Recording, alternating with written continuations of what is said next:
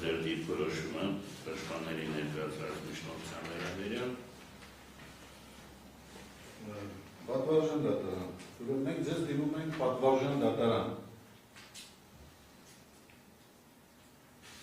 Մեղադրող կողմին, քննչական կոմիտեին, քննիչներին դիմում ենք հարգարժան քննիչով։ Բայց դժբախտաբար, եթե դատարանը, ես չեմ ուզում անձնավորել,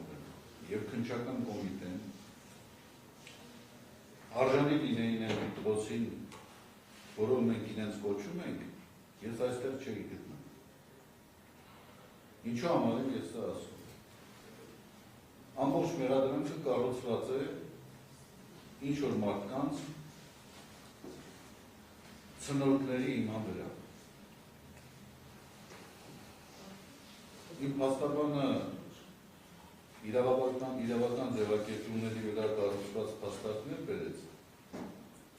Ես իհարկե զերծ կմնամ այդպիսի փաստարկներ բերելուց, ես կփորձեմ ավելի սովորական, տրամաբանական ոլորտին վերաբերող փաստարկներ բերել։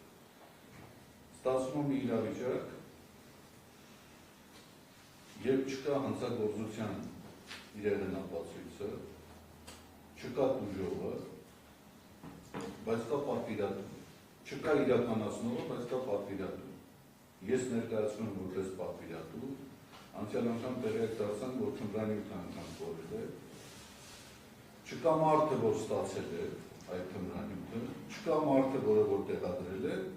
բայց չգիտես ինչու, հրապարակի վրա հայտնվել եմ ես։ Ես քաղաքական գործունեությամբ չեմ զբաղվել,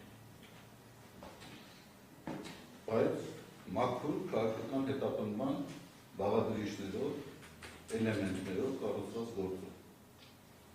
Եվ այլ բան, քան քրեական գործի անմիջական վերացումը ես չեմ ակնկալում։ Այստեղ ակնհայտ է, որ ամեն ինչ կեղծ է եւ շինծուր։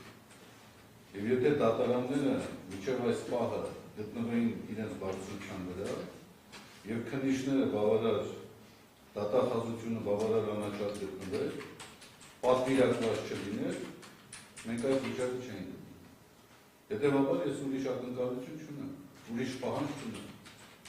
Այս է։